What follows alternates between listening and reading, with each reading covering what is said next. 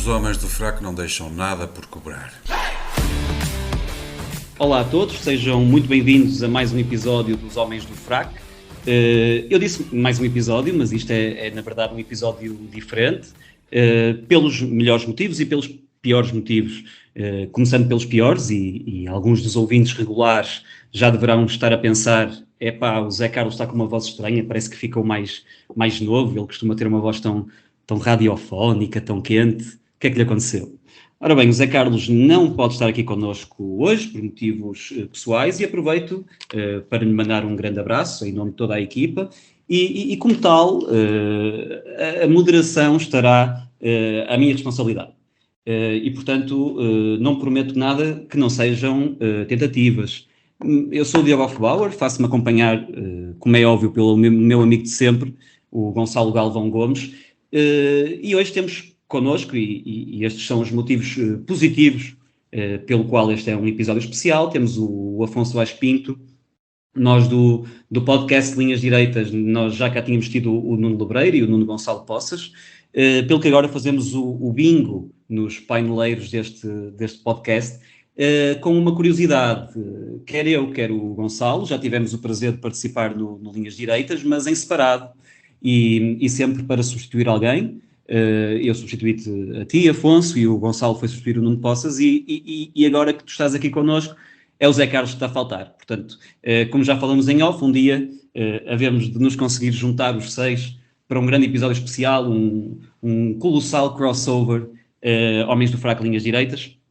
Devemos de conseguir acertar o passo. Obrigado por este convite, já agora. Ora, é essa, Afonso. Eu já te ia agradecer também a tua presença e já agora apresentar uma pequena biografia, porque tu não te limitas a ser comentador do Linhas Direitas, apesar de ser por aí que nós te conhecemos.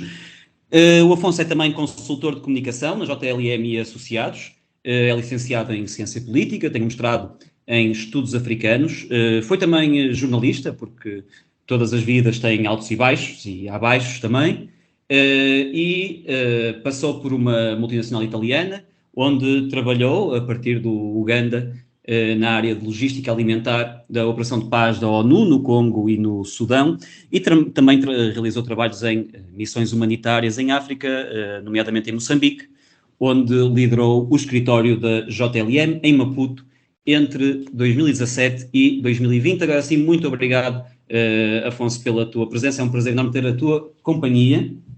Obrigado por este convite, e já não usava o fraco há alguns tempos, por isso foi bom tirar do armário para me juntar a tão importantes e tão amigos paineleiros.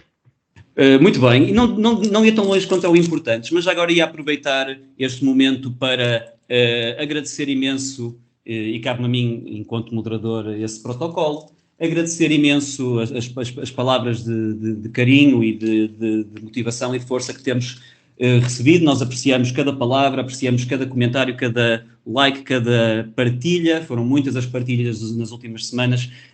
O podcast está em franco crescimento e, como vocês devem imaginar, a nós dá-nos muito mais gozo fazer isto quanto mais pessoas estiverem a ouvir. Por um lado, porque sabemos que estamos a trabalhar também para alguém, e por outro, porque sabemos que estamos a fazer as coisas como deve ser, dado o nosso crescimento.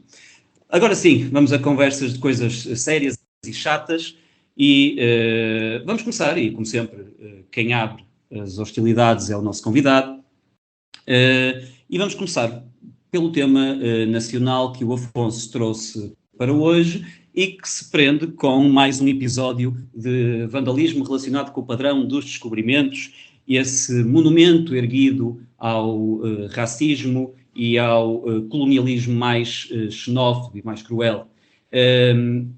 Eu, como os nossos ouvintes estão habituados a que o Zé Carlos coloque perguntas não só profundamente pertinentes, como também elas vestidas de comicidade. Não vai ser o meu caso, mas, na verdade, o Zé Carlos, antes de ter o problema que o impediu de estar aqui, ali havia uma pergunta que é uma pergunta interessante, que é estaremos nós próprios já tão sensíveis a estas questões que nós próprios vemos aqui mais uma manifestação do fenómeno que nós chamamos de wokeismo, ou é mesmo uma mudança de mentalidade social profunda que está aqui a ser manifestada? Isto para contextualizar o ouvinte só, o vandalismo teve como base naturalmente a questão racial, foi inclusivamente descrito no monumento Wakanda Forever, e eu nunca tendo visto os filmes, porque não sou fã de super-heróis, sei que o Wakanda é a terra imaginada da Marvel, onde, segundo me disseram, só moram pessoas pretas. Portanto, também não sei até que ponto é que é o maior exemplo do não racismo. O que é que tens a dizer sobre tudo isto, Afonso? Olha, eu começava por ir diretamente a essa resposta, a essa pergunta que me fazes, que é se não estamos hipersensíveis, e eu admito que talvez estejamos hipersensíveis, porque de facto estamos aqui num fogo cruzado de uma guerra cultural que se faz sentir em vários temas. Eu diria que esta notícia, quando a vi como vi há 2 anos, e aí sim era uma coisa um bocadinho maior, que teve muito mais danos materiais, em que foi preciso de facto investir ali uma verba considerável a pagar a frase que lá foi posta, que também tinha um teor de cancelamento do que foi supostamente a epopeia dos descobrimentos, ou que aquilo que significa aquele monumento. Neste caso, a frase, há um bocado falaste do Wakanda Forever, também tinha a nação que matou a África. E no fundo, aquilo não era no padrão dos descobrimentos, é no conjunto do padrão dos descobrimentos, que é composto por mais eu julgo, é uma esfera ou duas armilares, com 2 cubos, e depois também tem aquela Rosa dos Ventos que foi oferecida pela República da África do Sul, aqui há uns anos, como, enfim, para lembrar o Cabo da Boa Esperança, que é nesse país. Eu diria que o contexto leva a este empolamento, porque se tivesse lá uma coisa sobre futebol, ou sobre o António Costa, ou sobre outra coisa qualquer, naquele local eu acho que não teria sido sequer notícia. Neste caso a notícia é um bocadinho ao lado, porque também não foi assim tão grave, mas eu quis trazer como tema, porque de facto isto está numa série de ataques à história e ataques aos monumentos que, goste ou não se goste, e se calhar há temas em que nós até gostaríamos de nós próprios picharmos. Eu vou lembrar alguns, que é os ataques às estátuas dos heróis confederados dos Estados Unidos, os clavagistas, os colonialistas, até um santo, o padre António Vieira, coitado, foi atacado aqui em Lisboa, e portanto há aqui uma intenção de reescrever a história. É esse o sintoma, mais do que uma doença, é um sintoma que eu acho que nos está a minar os pilares da nossa sociedade, mais do que nós possamos, se calhar, perceber. E se calhar só quando de facto o edifício estiver num estado muito complicado e já difícil de ser recuperado, o vamos conseguir, se calhar vamos acordar tarde. E são estas guerras culturais, a guerra ao homem branco, a guerra à sociedade patriarcal, cristã, ao cristianismo. Eu acho que é um daqueles ataques favoritos e mais gratuitos. Vem agora o Papa a Portugal e já se viu o enxurrilho de coisas que já foi dita, e dir-se-á até com maior intensidade até vir cá o Papa. E portanto isto vem sim numa senda de várias coisas que vão sendo ditas e feitas muitas vezes com um intuito ou aproveitamento político.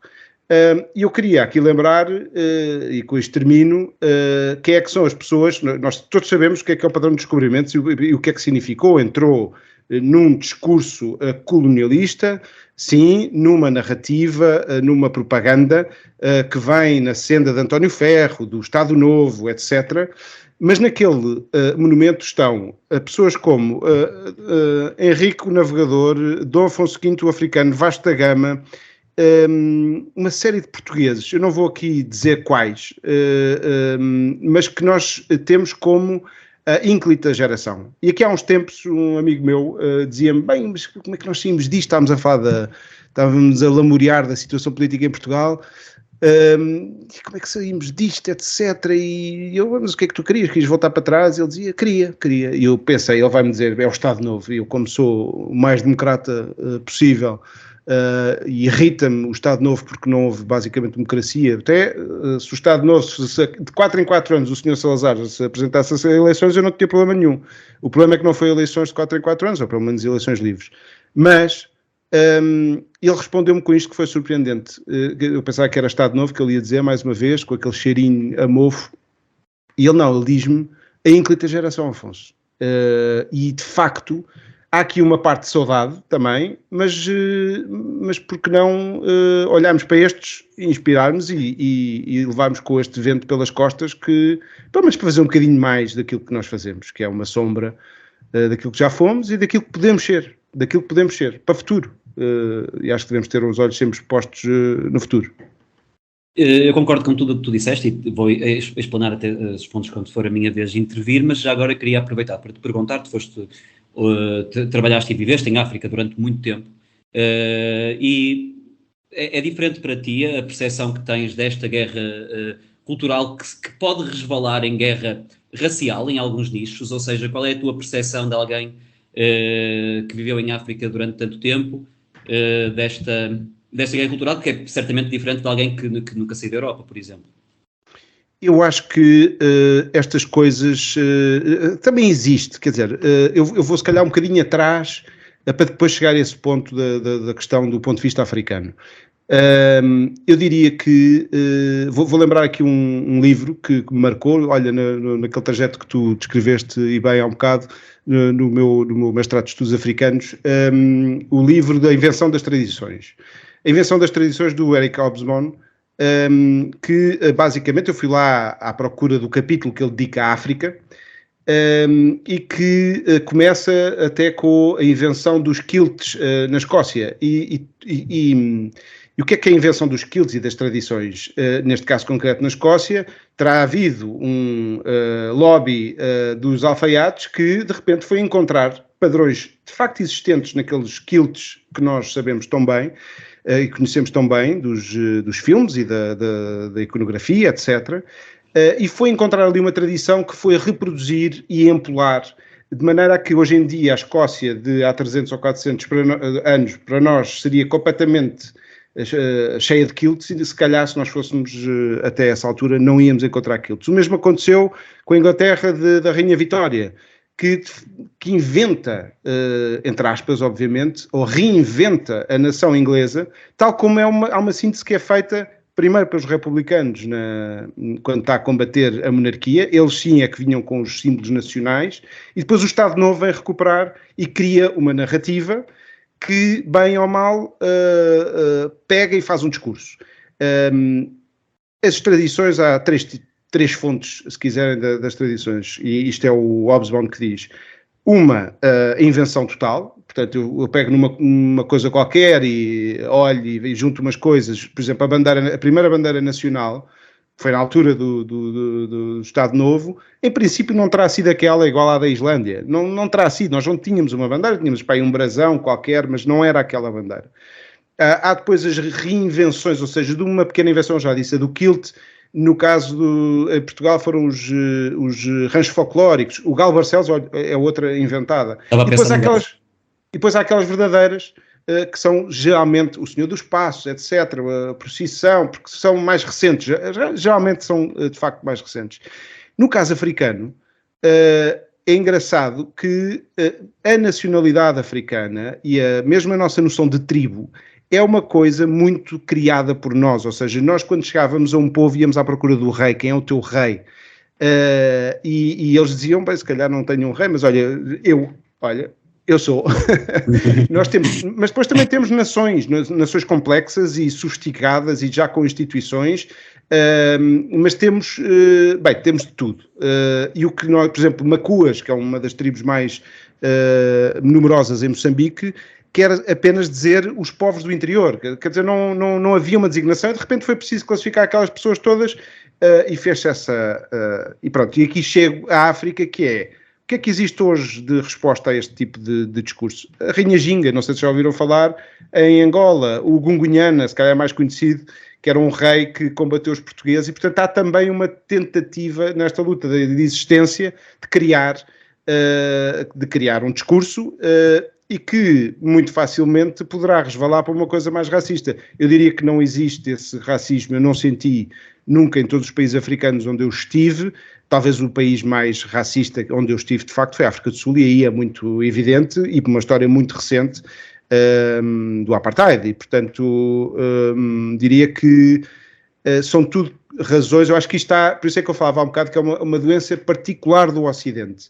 Se podem depois os africanos, os países africanos, a sociedade africana ter também esse problema, porque têm outros para resolver, seremos nós a levá-lo mais uma vez connosco e com os nossos navios para aquele continente.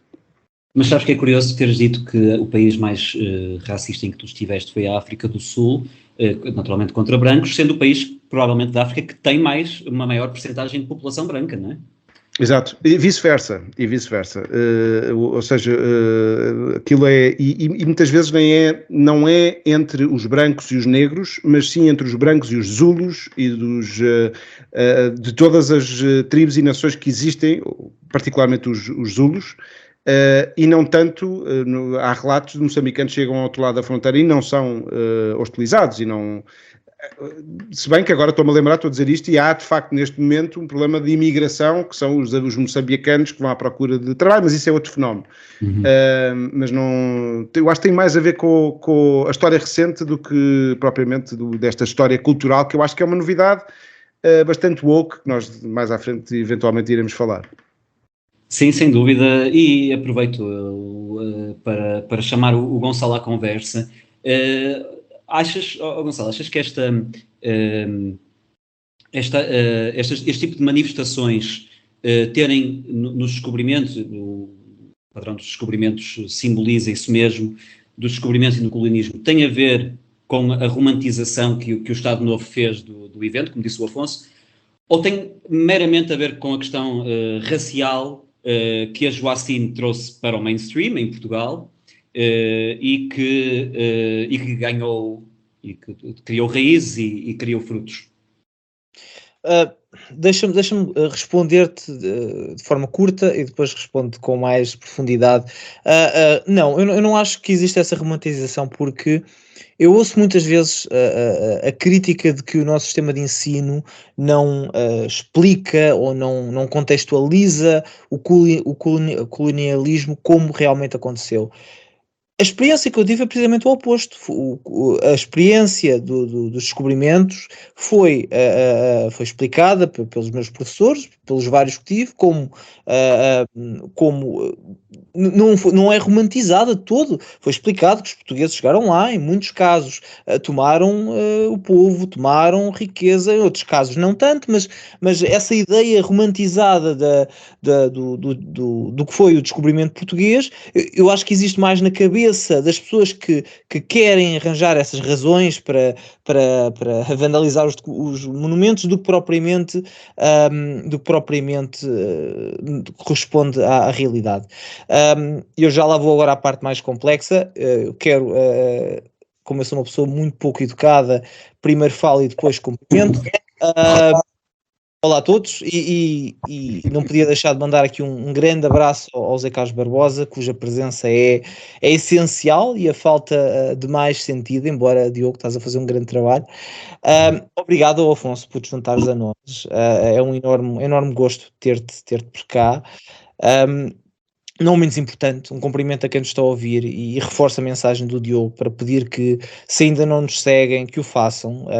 Eu sei que às vezes é chato estar a ouvir nos podcasts a malta sempre a pedir isto, mas a verdade é que se não nos subscreverem nos canais, no YouTube, no Spotify, no Apple Podcast, não colocarem likes e aquelas avaliações que não é que nós nos preocupemos muito com elas, porque na realidade não nos preocupamos, mas são elas que nos dão visibilidade e que nos tiram do shadow banning que às vezes estamos sujeitos. Portanto, se puderem fazer-nos esse favor de subscrever nas redes sociais, no YouTube, é uma grande ajuda que nos estão a dar.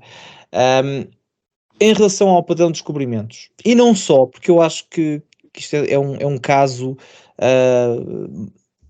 o pobre do padrão de descobrimento deve ter má segurança e está muito a jeito, porque é só a representação de um problema maior ou de um conjunto de ideias, e o vandalismo não nasceu agora. Destruir ou vandalizar o património público, assim como eu faço o paralelismo, porque eu acho que são a mesma coisa, fazer manifestações políticas por via de métodos violentos, bloquear estradas de forma ilegal e impedir ambulâncias de passarem, como acontece, atacar obras de arte, nada disso é novo. O que é novo, e se calhar isto vai dar trabalho aos historiadores no futuro, é que, e daqui a pouco vamos falar na polarização, que nos vai permitir ir um bocado mais a fundo sobre isso, é que até ontem este tipo de ações seriam amplamente condenadas, independentemente da visão política ou visão do mundo que pudéssemos ter. O vandalismo sobre o padrão de descobrimentos, há 15 anos atrás, ou há 10 anos atrás talvez, seria amplamente condenado por todas as forças políticas ou por todas as pessoas que estão no Parlamento. Bloquear uma estrada de forma não autorizada, como aqui acontece em Berlim, onde eu vivo, impedindo a ambulância chegar ao hospital, seria condenado por 99% ou 100% dos políticos, independentemente da causa do bloqueio. Mas hoje não é. E um pouco por todo o mundo, principalmente nos Estados Unidos, mas não só, os atos de barbárie, como este que estávamos a falar, que vão de pilhar lojas, a pegar fogo a edifícios públicos, ou repetidos atos de vandalismo contra os monumentos nacionais, ganharam uma legitimização moral que muitas vezes até se estende a uma espécie, isto é estranho, até se estende a uma espécie de legitimização legal. O protesto, quando praticado em nome das causas da moda, seja o ambiente, neste caso a raça ou o colonialismo, a orientação sexual, tem um tratamento diferente daquele que outras causas têm. Eu vou dar aqui um ou dois exemplos. Há umas semanas eu vi um vídeo, uma situação que se passou aqui na Alemanha, de uns marginais que resolveram colar-se ao chão e bloquear uma estrada, bloquearam completamente uma estrada, uma coisa que tem vindo a acontecer. O protesto foi para condenar o uso de combustíveis fósseis. A polícia chegou e aquilo que nós esperaríamos é que a polícia tentasse pegar naquelas pessoas e as mexesse, mas não, a polícia, o que a polícia fez foi, em vez de forçar as pessoas a sair de lá, protegeu-os dos automobilistas que os tentavam retirar. Ou seja, as pessoas estavam a tentar ir à vida delas, não é? E trabalhar ou o que quer que seja, e estavam a tentar puxá-los, alguns deles estavam mais colados, outros não, mas estavam a tentar tirá-los e a polícia estava a proteger os manifestantes. Mas espera aí, permitindo-os ficar na rua? Ou a proteger da maneira a não haver conflito, que isso é normal? A impedir que fossem retirados. Não protegê-los do conflito em si. Eles estavam simplesmente a ser arrastados para fora da estrada, mas a polícia não deixou que eles fossem retirados da estrada. Ou seja, estas pessoas bloquearam a estrada de forma ilegal, e como vocês sabem, um protesto, quando feito de forma não autorizada, não permite, por exemplo, que veículos de emergência possam preparar outras alternativas, e as autoridades policiais ainda lhes foram dar cobertura. Por outro lado, esta é a mesma polícia que não teve medo de dar ensaios de porrada aos manifestantes na altura dos protestos anti-confinamento. E nem vou falar nos Estados Unidos, onde os terroristas da Black Lives Matter e dos Antifa podem basicamente fazer o que quiserem, desde que digam que estão a combater o racismo, porque nada combate mais o racismo do que roubar uma televisão ou os ténis da Nike. Voltando a Portugal, porque eu já estou a divagar um bocado, o discurso anticolonial, que na sua natureza é profundamente racista e é xenófobo, porque insiste em imputar ações e coisas que aconteceram muitas vezes há séculos. As pessoas não têm nada a ver com isto. Nenhum de nós tem responsabilidade por nada do que aconteceu durante o período dos descobrimentos. O que nós temos responsabilidade, e devíamos fazer uma reflexão séria sobre isso, é se devíamos andar a pagar a pessoas cujo ofício é fomentar o ódio e o divisionismo. Refiro-me aos investigadores e académicos, às Joacines e aos Mamadous desta sociedade, que vivem do dinheiro público, que são pagos por todos os contribuintes e que dão o patrocínio moral para que ações como esta, da vandalização do padrão de descobrimentos, aconteçam. Uma última frase para dizer que este é um problema mais fácil de resolver do que parece. É preciso começar a meter esta gente a cumprir pena efetiva, prisão, a bater com os crustáceos na cadeia, sejam os ecoterroristas ou os vândalos do colonialismo. É preciso que comecem a passar tempo atrás das grades para entenderem que há coisas piores na vida do que sofrer por coisas que não lhes aconteceram, e serviam de exemplo e pronto, e também melhoravam um bocado a sociedade. Eu acho que a razão pela qual isso não acontece é porque muitos destes protestos são plantados.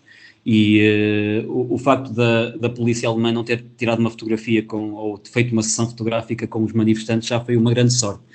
Gonçalo, muito rapidamente, num minuto, porque também temos que avançar nos temas, uma pergunta muito rápida. Nós já falamos sobre isto várias vezes, mas considerando essa proteção institucional e quase legal de que beneficiam os manifestantes, como é que eles continuam, dessas causas em particular, que nós sabemos que fazem parte dessa agenda, como é que eles continuam a achar que estão a lutar contra o sistema?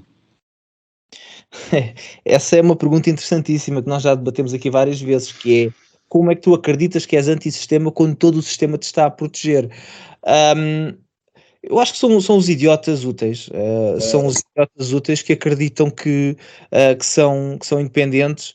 As mesmas pessoas que há alguns anos fizeram o Occupy Wall Street, neste momento são os braços armados do governo e nem sequer se apercebem disso.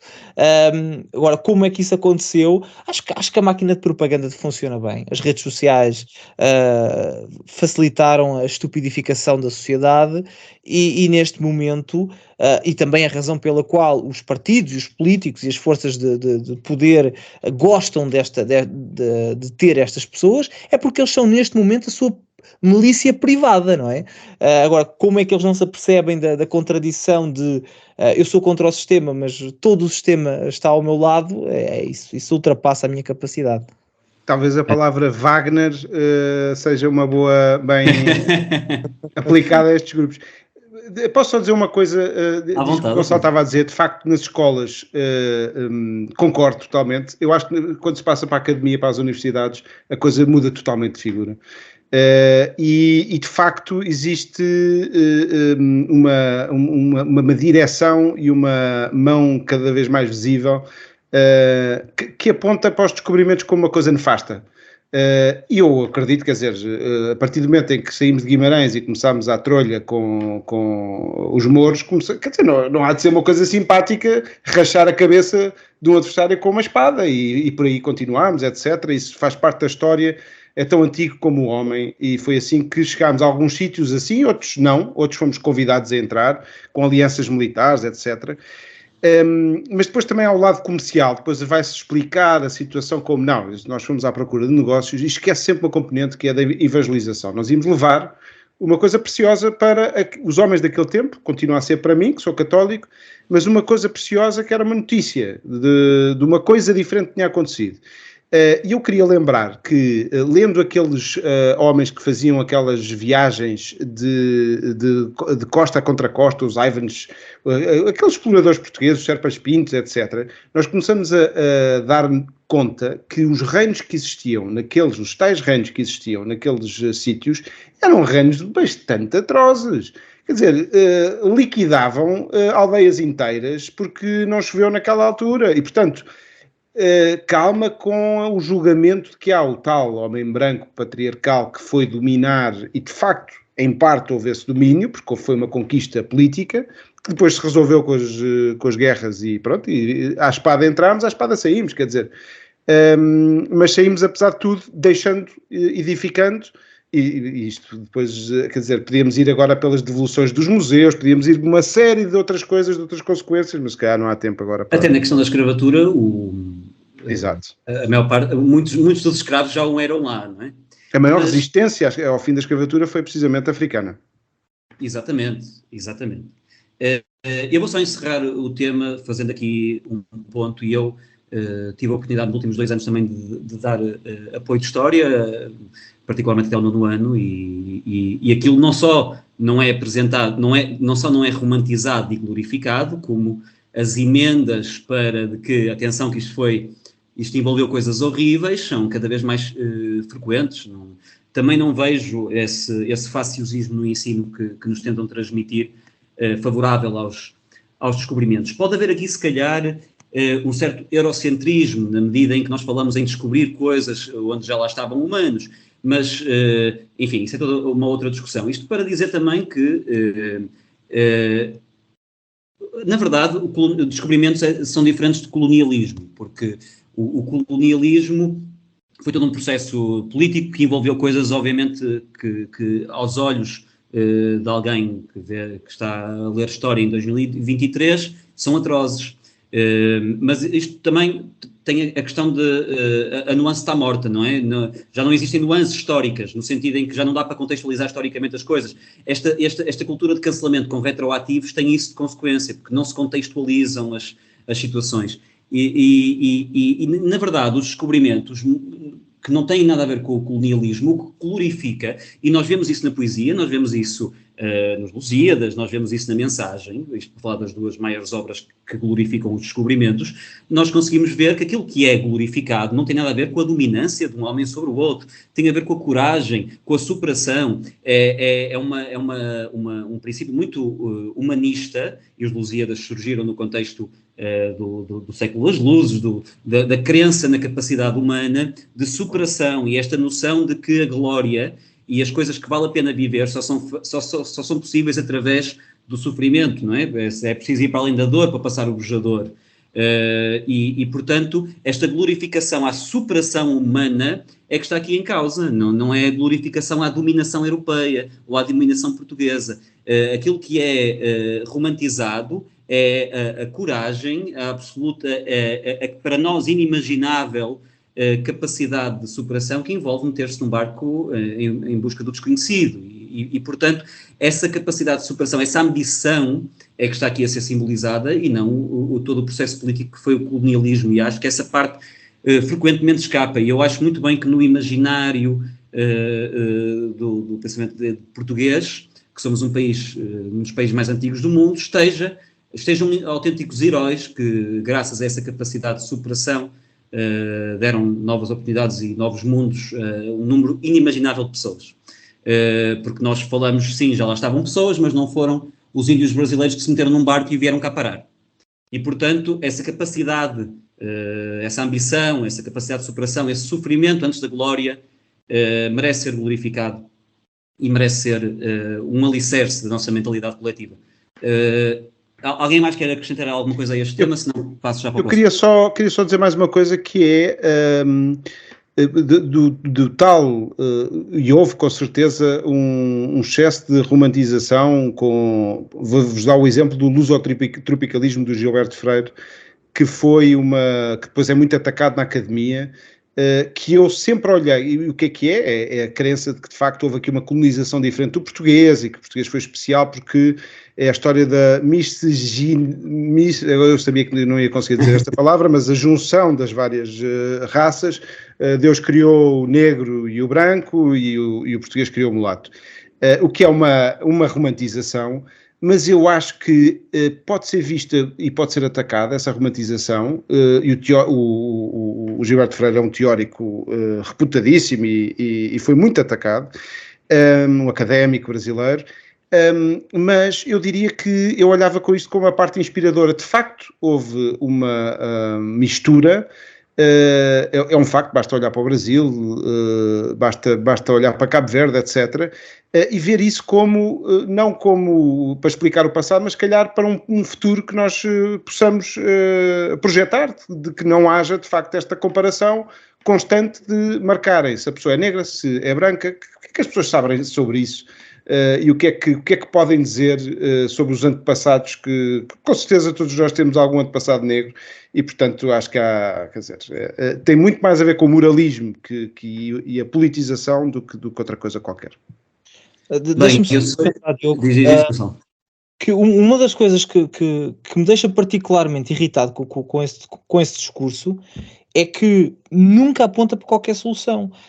Falamos nos problemas do colonialismo, do que se fez, do que não se fez, ou do que se devia ter feito. É o branco parar as reparações, não é? Pagar as reparações. Mas mesmo que nós pagássemos as reparações, vamos supor que hoje todos os países da Europa, os Estados Unidos, do mundo, decidem pagar reparações. O que quer que isso seja, o que quer que isso... Eu não sei muito bem como é que pagaríamos a uma pessoa que é um quarto negra, se pagávamos um quarto de reparação, mas pronto, ultrapassando isso, vamos supor que nós pagamos as reparações que são pedidas. Acaba-se o racismo, acaba-se o problema, deixa de haver qualquer problema no mundo porque tu entregaste $500 mil de euros ou dólares a uma pessoa. Pelo contrário, o racismo ia obviamente exacerbar violentamente. Claro. Que sim, mas o problema é que não há soluções, porque esse grupo de pessoas pertence a um coletivo ideológico que só quer destruir. A ideia dessas pessoas que falam no colonialismo e nos crimes do passado que nenhum de nós cometeu, mas que deve ser condenado por eles, nunca é no sentido de buscar um futuro melhor, de buscar um futuro em que vamos acabar com o racismo, vamos fazer coisas que efetivamente acabem com o racismo. O interesse nunca vai por aí. O interesse é criar problemas e criar mais divisões, porque no final do dia são essas divisões que lhes metem dinheiro no bolso. A indústria do racismo paga ordenados a muita gente e é preciso que continue a cultivar-se essa ideia de que o racismo é pior hoje do que era no tempo da escravatura. Há investigadores sérios que dizem que hoje há mais racismo do que havia há 50 ou há 100 anos atrás. E estas pessoas recebem dinheiro para dizer estas coisas. Portanto, pronto, é o meu parênteses aqui, a minha irritação, o meu ranting do day. Não, e muito pertinente, realmente há aqui uma seletividade na escolha de quem é que paga reparações, porque imagino que nenhum de nós vai receber 1 cêntimo de um muçulmano por termos sido invadidos, o que é uma pena, na verdade, porque dá-me jeito o dinheiro. Passemos para o próximo tema. O próximo tema sou eu que trago, na verdade, e tem a ver com a mudança de quadro legal que abarca as plataformas de leilão e de compra e venda online, como por exemplo o OLX, porque a partir de 2024 todas as transações acima de 2 mil euros ou ao fim de um acumular de 30 transações terão de ser declaradas às finanças. E isto é mais é mais um capítulo da história da voracidade estatal no que toca a controlar qualquer atividade que faz mexer dinheiro, até pela sua natureza mais libertária, como é o exemplo do OLX, mas também foi, por exemplo, do alojamento local durante muito tempo, ou há muitos anos atrás, não há muitos, mas há relevantes anos atrás, o caso das plataformas de apostas e dos sites de apostas desportivas, que também passaram a ser tributados, e isso levou a que a maior parte das casas abandonasse o mercado português. Portanto, isto, tal como nas apostas desportivas no alojamento local, poderá ter pesadas consequências para o LX e plataformas semelhantes. Nós ainda não temos pormenores acerca da tributação a pagar, ou quem é que paga, o quê, mas sabemos que, pelo menos, que o Estado não se imiscua assim em assuntos que fazem mexer dinheiro, se não for para ficar com nenhum, não é? E isto com o agravante de também as próprias plataformas têm de partilhar com o Fisco, a partir de 2024, os dados pessoais dos utilizadores e as respectivas transações. E com esta crueldade acrescida, que que nós conhecemos a realidade já desde há uns anos para cá, sobretudo a partir do confinamento, que nós sabemos que muitos portugueses usam estas plataformas para vender aquilo que já não têm, para fazer um rendimento extra que é essencial para a sua conta mensal. E nós estamos aqui a falar de um processo profundamente romântico para um liberal, libertário, porque são dois adultos numa livre troca que beneficia ambos, e desta forma muitos portugueses se conseguem manter à tona, tendo em conta o nível de vida que nós sabemos que a maior parte das pessoas está a atravessar. E, portanto, nós sabemos que, sobretudo em Portugal, não é possível que dinheiro esteja a mexer ou a circundar sem que o Estado vá meter o bedelho, mas na verdade isto é uma lei europeia, não é? Que vai agora ser adotada por Portugal e portanto, temos aqui, nada disto nos surpreende, era uma questão de tempo até que este tipo de plataformas fosse também ele atacado. Eu agora, não tendo muito mais a dizer, se calhar introduzo aqui o Afonso. Afonso, o que é que tu achas? Os portugueses vão receber isto com bons ouvidos? Os portugueses querem pagar mais impostos? A intenção do Estado é meramente um maior controle financeiro das contas dos portugueses? O que é que se passa aqui? Eu, infelizmente, acho que já ultrapassámos o limite há muito tempo. Há muitos... O dinheiro faz-me falta, como tu dizias há um bocado, e eu gostava de ter um bocadinho mais de liberdade. Eu acho que é aí que falta cumprir o 25 de Abril, não é? Queríamos liberdade. E, de facto... olha, estamos a cumprir aquilo que está no preâmbulo da Constituição, que é caminhar para uma sociedade socialista. Isso estamos. E eu acho que o desafio agora seria, nos próximos 50 anos, dedicarmos a fugir da sociedade socialista. Eu acho que era um bom caminho. Porque, de facto, o Estado tem-se conseguido meter em tudo, e mais um par de botas, no que toca ao dinheiro, que é o Deus sagrado desta nossa sociedade. Porque o dinheiro, sim, o dinheiro soluciona tudo nas nossas vidas, o dinheiro garante a justiça, garante a equidade, garante tudo aquilo que esta sociedade, que é uma sociedade, não sei, que foi sendo construída, pelo menos em Portugal, mas que encaixa na tal burocracia que tu referias há um bocado, europeia, e é isso que também choca nesta situação. Eu não sei qual é o limite, agora vamos à Feira da Ladra também meter lá uma taxazinha. Não, é impressionante, porque está a ir a todos os buracos onde possa entrar. Follow the money, ou follow the Tuga. E acho que os cidadãos serão derrotados, eu tenho quase a certeza. Eventualmente abandonarão esta forma de fazer ou arranjarão esquemas para dar a volta à situação, que é isso que acontece numa série de outros impostos, sob pena de, geralmente, não sei, 30% será o mercado paralelo em Portugal, 30%, 40%, serão depois os outros cumpridores que vão levar com a patada maior, e eu acho que depois vemos uma sociedade que é um bocadinho sem reino nem roque, porque estimula, por um lado, achar que o Estado vai resolver todos os problemas e a quem devemos todo o nosso dinheiro, e não sei qual é a taxa de esforço que nós fazemos hoje em dia, mas deve ser uma das maiores da Europa, e é uma das maiores que nós tivemos na nossa história, e depois, por outro lado, de promover de forma indireta que as pessoas se virem para o outro lado e arranjem esquemas. E discordo totalmente. Tu falaste da questão de estarmos a cumprir o artigo 1 da Constituição e de que é preciso o preâmbulo. Mas do preâmbulo, e que é preciso inverter, mas a verdade é que as revisões constitucionais não parecem ir tanto nesse sentido, como mais no sentido de permitir o confinamento compulsivo por doença contagiosa, não é? Porque são prioridades, não é? E já agora deixa-me fazer-te uma pergunta rápida. Tu falaste em incumprimentos. Entre a responsabilidade social de pagar os impostos e a responsabilidade social de não os pagar, qual é que ganha para ti? Opá, a César o que é de César, ou a Costa o que é de Costa.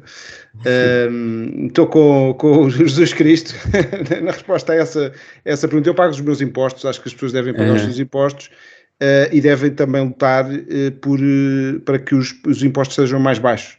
Infelizmente não vejo muito essa enfim, basta ver o que votam os portugueses nos últimos 50 anos. Então tu encaras a fuga aos impostos portugueses mais como matreirice do que como atividade política, uma ação política? Não consigo definir uma linha, sinceramente. Não, mas que há um claro desrespeito de uma regra, mesmo que não se concorde, acho que não estou a ver uma pessoa que não paga impostos como um herói de uma luta Mas olha, quando era regra usar máscara, eu não usava. Isso é diferente. É sobre mim. Sim, verdade. Mas eu acho que são prismas diferentes, mas eu não fazia uma comparação tão direta, porque aí de facto havia a não ser nos primeiros tempos em que as pessoas estavam por tudo, até se dissessem às pessoas para irem vestidas de coelho para a rua, as pessoas iam porque estavam desesperadas. Eu cheguei a dizer aos meus filhos, olhem, quando vier o polícia ladrem, porque só os cães é que podem. Eu tenho 4 filhos, não tenho cães, eu não conseguia sair de casa, ladrem, mordam. E cheguei a ser abordado por polícias, claro que eu não concordo com isso, e aí eu acho que as pessoas se aperceberam que havia ali um exagero, se calhar a maior parte bastante tarde, mas acho também há um exagero nos impostos, foi esse o meu ponto. Quando passa ali, eu também não estou a dizer a apelar ao não cumprimento, estou apenas a colocar o ponto de que não pode ser encarado de certa forma como romântico até o desrespeitar de uma regra abusiva, como os impostos já começam a ser em Portugal, não é? Talvez, se calhar temos que começar a escolher quais são. Eu acho que os portugueses já escolheram. Os portugueses, onde é que escolhem esse lado mais heróico, se quiser? É quando vem aqui o homem de uma reparação com fatura ou sem fatura, meu senhor. Quero ir de férias, ou quero, sei lá, ter comida para os meus filhos, livros para os meus filhos. Ou então a história da multa, que manda-se para lá um protesto e aquilo fica lá na burocracia infindável. E eu acho que aí...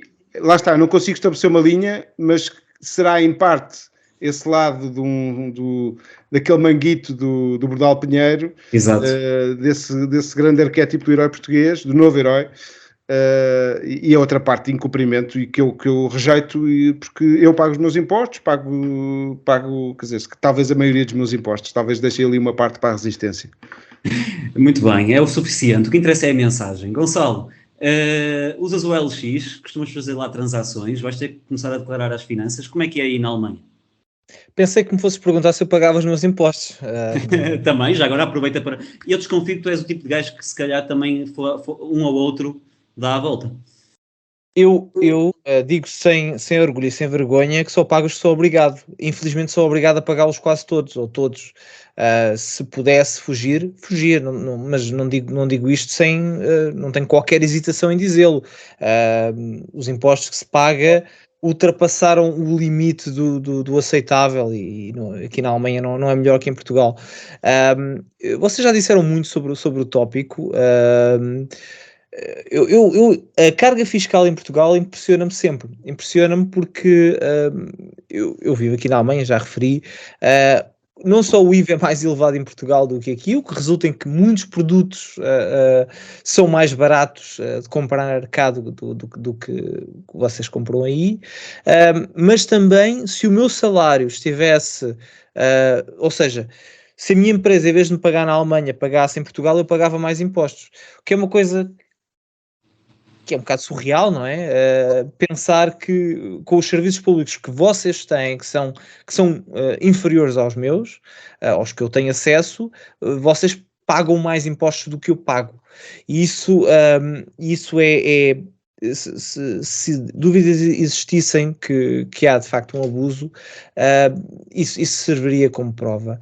E outra coisa que me choca é que não existe, ou que não exista, um movimento popular com relevância que se indigne contra a carga fiscal. Todos nós, ninguém gosta de pagar impostos e todos falamos, mas não existe que eu tenha conhecimento, ou pelo menos que tenha uma grande relevância, um grupo de cidadãos que se tenha juntado com o único objetivo de queremos baixar a carga fiscal, e fazia falta, e se calhar era um começo que era importante, porque os governos e os políticos fazem muitas promessas durante as campanhas, mas raramente se ouve falar em eliminar impostos ou reduzir a carga fiscal.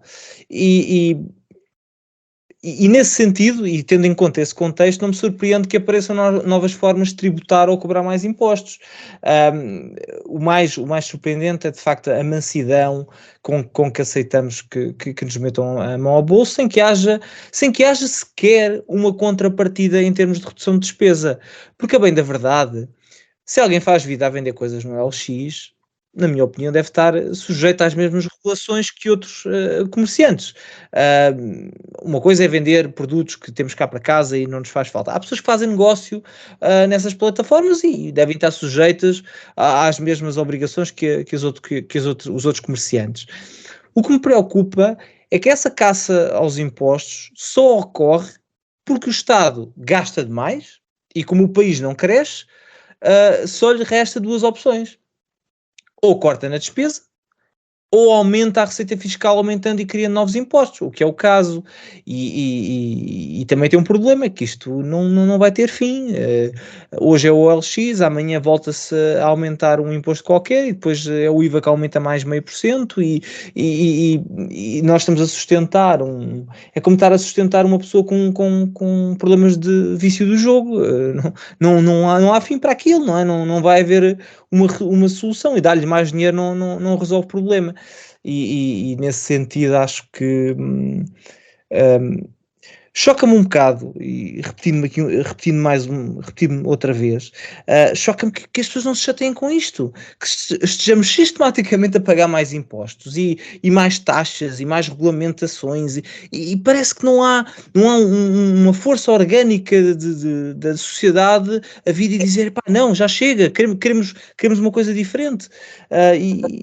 Não sei de onde é que vem esta mansidão, sinceramente, mas acho que e pelo que eu vejo muitas das conversas sobre o pagamento ou não de impostos, ou sobre o nível de impostos, ou sobre concordar ou não com o pagamento de impostos, esbarra sempre na questão dos serviços públicos. Portanto, parece que se tu quisesses baixar os impostos em Portugal, tu terias necessariamente de diminuir a oferta de serviços públicos, que é uma relação direta. Nós estamos a pagar, mas estamos a pagar pelos hospitais, não é pelos 500 mil de Alexandra Reis, é pelos hospitais, e há uma relação direta entre o nosso pagamento de impostos e os serviços públicos. Se nós quisermos pagar um bocadinho menos de impostos que o que pagamos agora, tudo bem, mas então não há hospitais para ninguém. Este é o discurso, não é? Ou não há estradas, andar de carroça na rua porque não há estradas. Não é?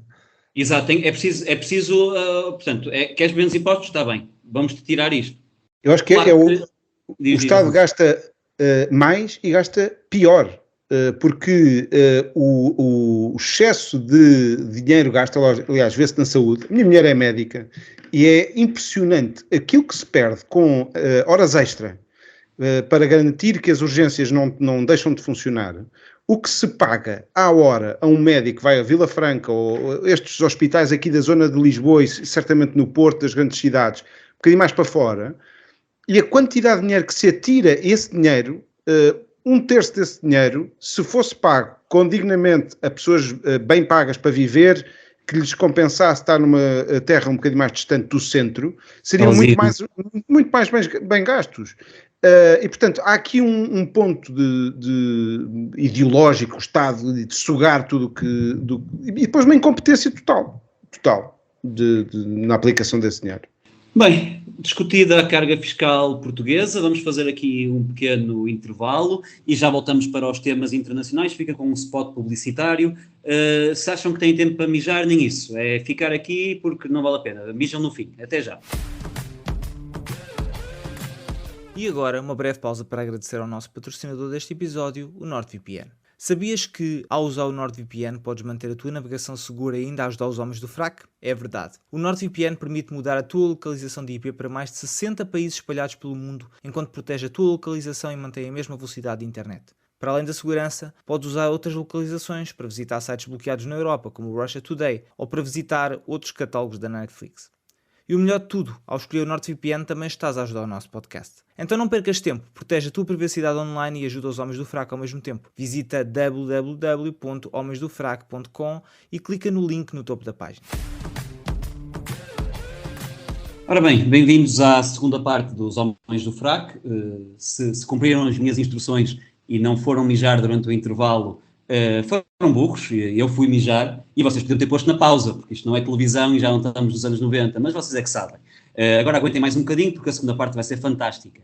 E para a segunda parte, o primeiro tema internacional será introduzido pelo Afonso, como sempre e o tema que ele nos traz está relacionado com a polarização das sociedades, com a divisão cada vez mais assintosa, e eu diria até que isso é estimulado, que isso é propagado entre uma esquerda mais ativista, mais radical, da qual já falamos hoje, e uma direita, em certa medida reacionária, em certa medida adormecida, e que terá agora acordado com os estímulos certos, com, naturalmente, a problemática óbvia de que o wokeismo está tão radicalizado à esquerda, isto falando da esquerda de uma forma muito genérica, porque isso dava toda uma outra discussão, mas está tão radicalizado que pessoas normais e razoáveis e,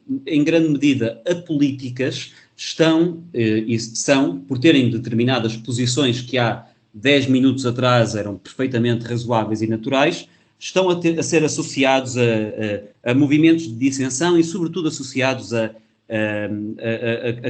ideologias altamente condenáveis. Afonso, eu não sei tanto por onde é que tu queres pegar neste tema, mas como é que isto originou, e concordas comigo? Achas que isto é estimulado pelo fluxo mediático e pelos políticos? Eu acho que sim. Acho que, enfim, tem sido esse o resultado em vários sítios que geralmente mostram o caminho. Pelo menos os Estados Unidos estão sempre alguns passos à frente da Europa em termos de luta política. O Brasil muito contagiado pelos Estados Unidos, há uma certa colagem sempre do Brasil aos Estados Unidos, mas diria que isso depois vai inspirando também movimentos de cópia ou enfim, de inspiração, isso mesmo. Eu trouxe este tema por causa desta nova rede social que está a ser falada, e também pelo episódio cómico do Elon Musk. Eu estou-me a referir à Meta, e portanto à dona da Facebook, o Instagram, o WhatsApp, que anunciou, ou está a deixar veicular que vai fazer uma rede social, ainda não sabem o nome, já ouvi o nome Thread, quer dizer fio. Já vi o nome numa notícia que é o P92, que é o nome de código do protótipo. São nomes horríveis, nunca ouvi nomes horripilantes, mas com um poder impressionante, que ao contrário por exemplo, da rede social do Trump, do Donald Trump, do Truth, não é? Que é esta rede social vem já com a possibilidade de levar os gostos e os seguidores, aliás, do Instagram, levá-los para esta nova rede social. Isso é um poder logo de partida que é impressionante. Total, neste contexto aparece este desafio do Elon Musk, que já é um challenger deste Shark Tank de redes sociais e de big media, que desafiou o Zuckerberg para um ringue e para andarem os dois à porrada, o que é sempre uma coisa bastante gira. Acho que o Zuckerberg quer entrar nessa disputa, e portanto eu estou muito curioso em relação a essa ele é gajo de ganhar, porque ele não só é autista e psicopata, o que lhe dá uma leverage, como treina jiu-jitsu, não é? Está todo bombado agora. Está todo bombado. Eu acho que sim. Eu estou muito curioso. Eu acho que era muito giro ter de facto alguma coisa pelo menos a acontecer. De qualquer maneira, isto seria bom para os dois, para o grupo do Facebook, não é? Para a Meta era ótimo porque era uma forma de product placement. Para o Elon Musk seria também, ele é completamente louco e destravado e diria que até de uma forma saudável, diria, e julgo que ele até surge aqui como uma espécie de terceira via, e acho que destes dois polos que podem existir, existe também uma terceira via a surgir, que é se calhar a do bom senso, e talvez esteja ali na zona dos conservadores à direita, os social-democratas à esquerda, mais à esquerda, mas que eu acho que há de haver aqui um momento de repulsa deste extremar dos dois blocos. Mas isto para dizer que, basicamente, as pessoas que... Isto vem, aliás, já agora, tudo isto acontece e esta oportunidade surgiu para a Meta porque o Twitter se transformou naquilo que é, com o Elon Musk, que veio, no fundo, trazer alguma sanidade àquela rede social, que, como nós sabemos, estava com um viés muito à esquerda e muito na extrema-esquerda, diria.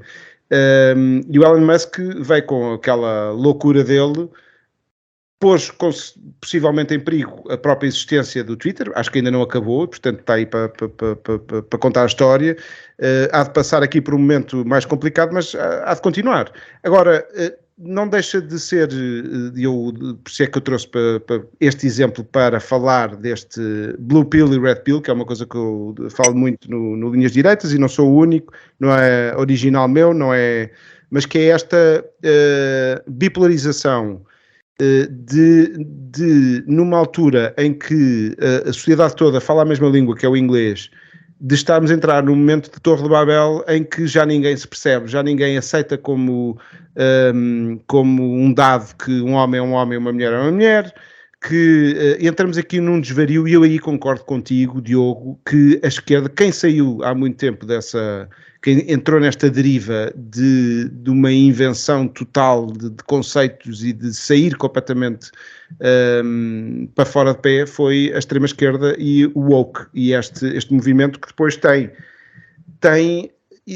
uma reação à direita que eu também acho que não é a mais positiva, porque não é por reação àquilo que a esquerda faz que a direita se deve se inspirar nos seus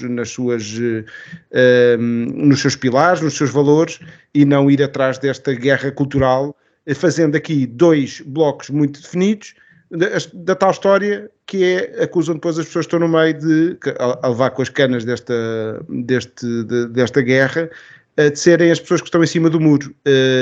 Eu considero-me no centro da praça, não do muro. Acho que atrás dos muros está cada vez mais gente, muros construídos tanto pela extrema-direita como pela extrema-esquerda, naquilo que, e com isto termino, aquilo que me parece cada vez mais uma sociedade que se prepara para uma fase, há um bocado estávamos a falar do apartheid, aquilo que aconteceu na África do Sul, que é, sim senhor, não nos conseguimos dar, então vamos fazer aqui nas cidades brancas, mandamos nós, chamavam-se os bantustões, que eram as terras africanas, e depois vocês, se quiserem vir cá, vêm com os visas e pronto, e vivemos assim, e conseguiu-se assim um sistema dos mais odiosos que eu me lembro, racista e negativo. Quer dizer, não vai ser exatamente isto que vai acontecer na nossa sociedade, mas incorremos aqui num perigo de uma guerra que pode deixar muita gente mal. O famoso podcast do Tim Pool, ele está constantemente a debater a questão da guerra civil nos Estados Unidos e da separação entre Blue States e Red States, não é? Que no fundo reflete um bocadinho aquilo que estavas a falar. Já tivemos mais longe, de facto. Porque, tu falaste questões importantes, e a tua opinião vai muito de encontro àquilo que nós debatemos quando cá esteve o teu colega de Linhas Direitas, o Nuno Lebreiro, que nos disse que nós, por este andar, caminhamos para regressar à comunicação por folheto, portanto, ou seja, por boletim, aquilo que existia antes da comunicação social mainstream, no século XIX, e mais comunicação para os teus pares, para aqueles que concordam contigo, e isso pode levar de facto a essa divisão. Também usaste aqui uma imagem muito interessante que foi, não estás no meio do muro, estás no meio da praça, exatamente assim, que se sente muita gente que se viu envolvida nesta guerra cultural, que não pediu e que não queria, E só para terminar também, tu falaste do Blue Pill e do Red Pill como fenómenos independentes, e eu também já estou a ouvir falar sobre isso no Linhas Direitas. Acho que há aqui uma diferença essencial, que é, eu nunca vi ninguém que tenha tomado a Red Pill e que tenha posteriormente tomado a Blue Pill, enquanto que os casos contrários são quase todos, é o meu também. E, Gonçalo, nós já falamos aqui no podcast de algumas questões relacionadas com esta polarização, nomeadamente com o Nuno Lebreiro. Para ti, nesta guerra cultural, ou melhor, esta guerra cultural é orgânica ou é inseminada? Essa é a primeira pergunta que eu tenho para ti. E a segunda é, nós costumamos considerar, como eu considerei agora, que é uma questão mais reacionária, algumas posições que alguns listas da direita mais extremadas estão a tomar.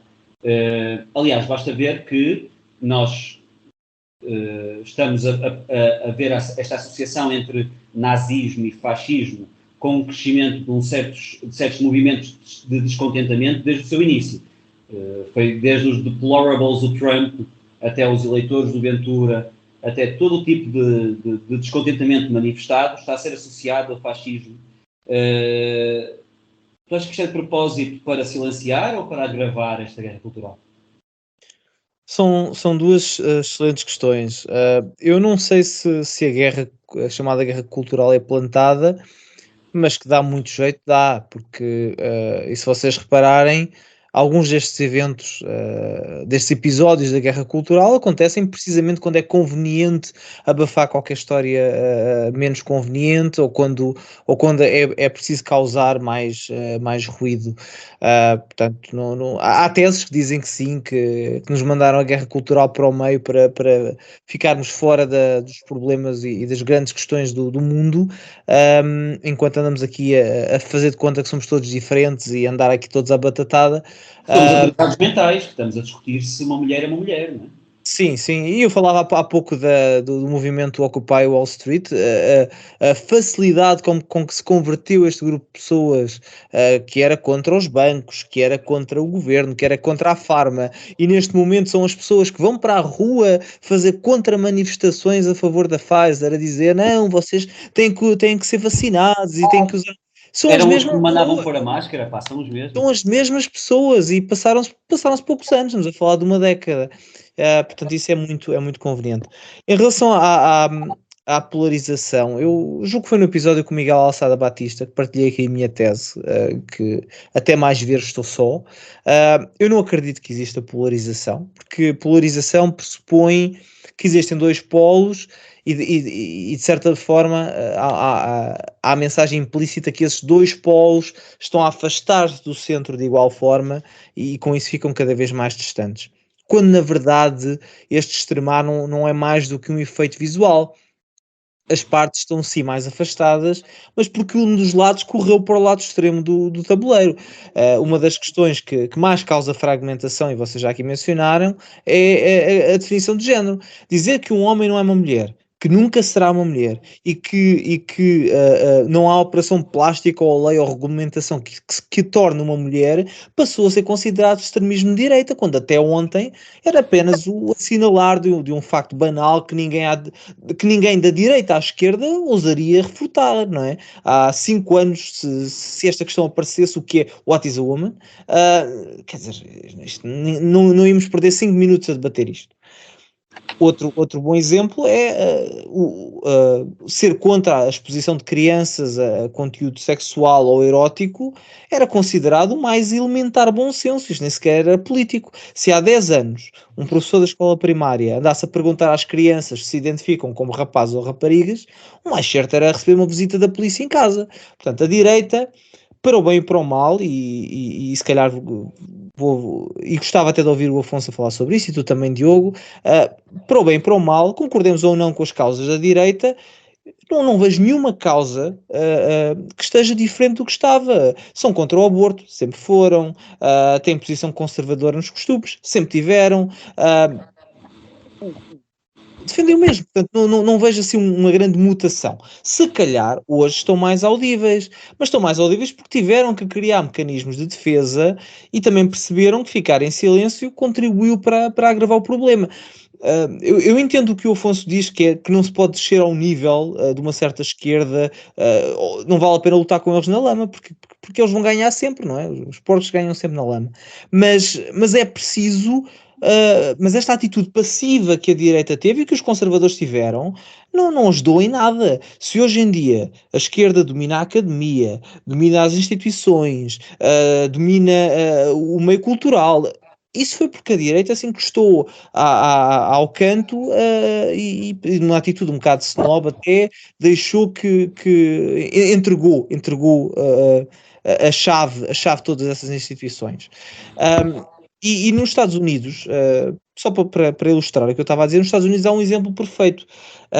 O Bill Clinton, quando era presidente, defendeu que o aborto devia ser safe, legal and rare, ou seja, legal e tido em condições que salvaguardassem a vida e a saúde da mulher.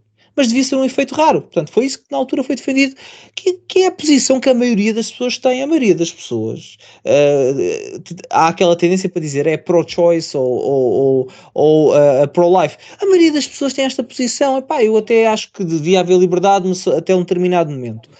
Mas a esquerda moderada, não contente com isso, em poucos anos passou desse safe, legal and rare e dessa posição moderada para o aborto deve ser celebrado e deve acontecer em qualquer estágio da gravidez, porque o corpo é da mulher e my body, my choice, e a mulher deve ser livre de abortar até quando quiser, até um momento. E há políticos a defenderem, há políticos no Parlamento, no Congresso e no Senado a defenderem o aborto até o momento do nascimento, não é? É mais grave do que isso, Gonçalo, desculpa interromper-te, vai até a Organização Mundial de Saúde, que ainda recentemente apelou a um acesso ao aborto, independentemente do tempo de gestação e para qualquer pessoa em qualquer altura. E que se tiver que ser depois do parto, que tiver que ser. Esta parte sou eu a acrescentar.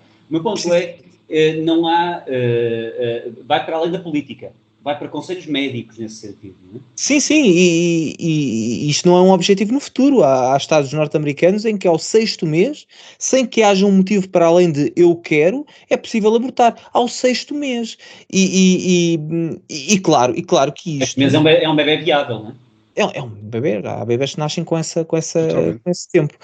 E claro que isto cria anticorpos, mas cria anticorpos até às pessoas, muitas delas que eram moderadamente pro-choice e a favor da escolha da mulher, e hoje estão contra porque entendem que aos 6 meses estamos a falar de infanticídio. Portanto, se são estas pessoas que se estão a extremar, ou o que antes nós conhecíamos como o centro político, que está cada vez mais distante do polo esquerdo, é debatível, não é? Mas o que me parece a mim é que não há extremismo. A direita está onde esteve, a mensagem está diferente, porque também fala para pessoas diferentes. A direita hoje em dia atrai muito mais blue collar, atrai muito mais operários, atrai muito mais a chamada classe trabalhadora do que atraía antes. Também porque a esquerda se divorciou um bocado dessa gente. E também por isso a mensagem tem que ser diferente e tem que ser mais combativa. Para não ficar aqui a falar muito, terminar a dizer, não pensemos que isto acontece lá fora. Acontece só lá fora. O Parlamento Português aprovou este ano uma lei com o apoio dos partidos de esquerda e daquele partido que ninguém percebe bem se é de esquerda ou de direita, que é a Iniciativa Liberal, aprovou uma lei que permite a autodeterminação de género de crianças em contexto escolar. Esta proposta é de um extremismo ideológico que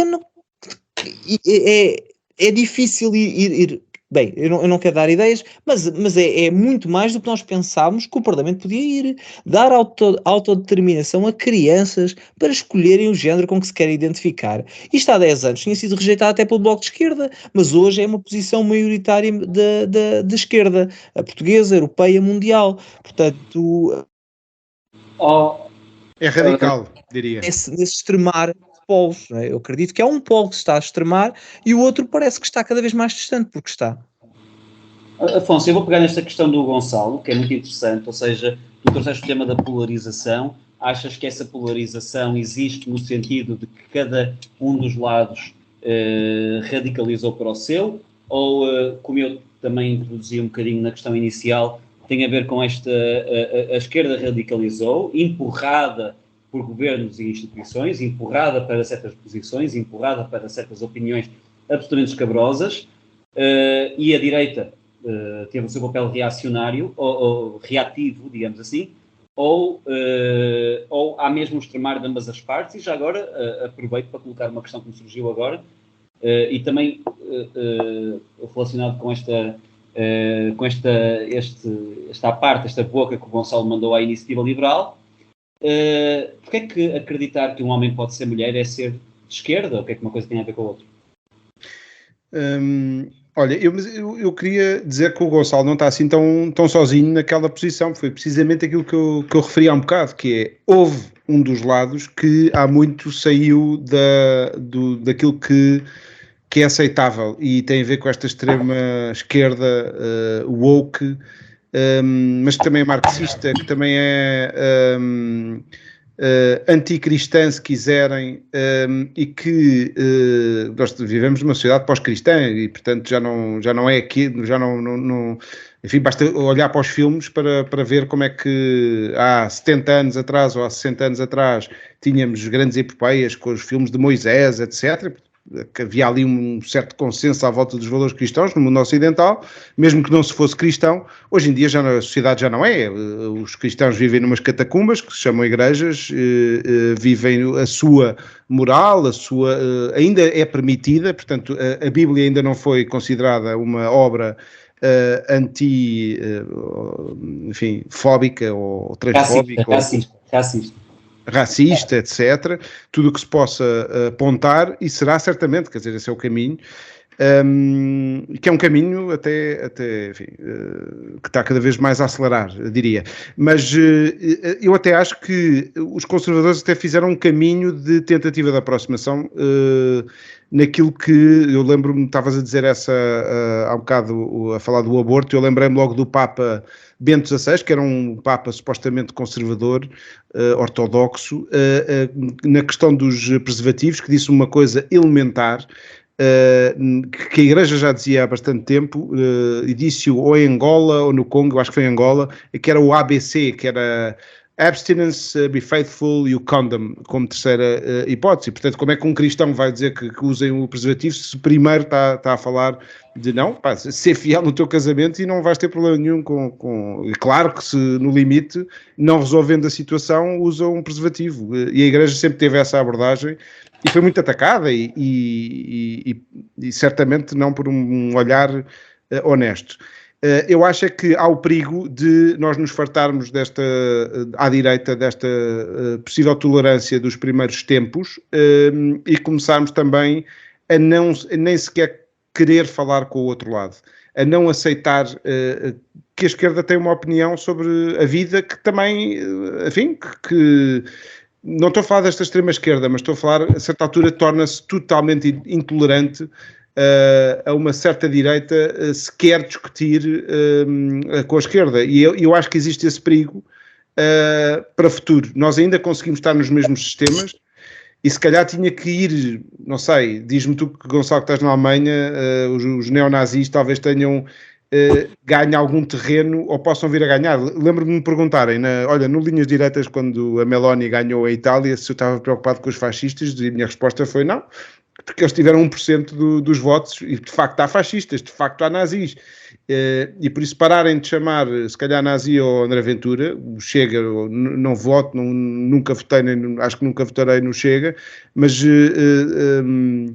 eu diria que também tem a ver com os remédios. Mas antes disso eu queria lembrar o G.K. Chesterton, na ortodoxia, que diz uma coisa que para mim de facto é impressionante e tão atual, que é uma obra que foi escrita há 100 anos, que é o louco não é aquele que perdeu a razão, é aquele que perdeu tudo, exceto a razão. E se nós analisarmos, por exemplo, o What is a Woman, aquele documentário, quem não o viu, que o veja, que o procure, porque já está livre, é impressionante, que é uma construção sobre nada. É uma construção total que não consegue responder uma construção por parte daqueles que advogam que as crianças devem mudar de sexo e serem mutiladas. Deixa-me só interromper para te perguntar, como é que tu consegues ter, e eu concordo que nós temos que conseguir estabelecer pontos com o outro lado, mas como é que tu, olhando para esse documentário, consegues falar com essas pessoas como é que tu a extrema-esquerda está perdida para mim. Não podes...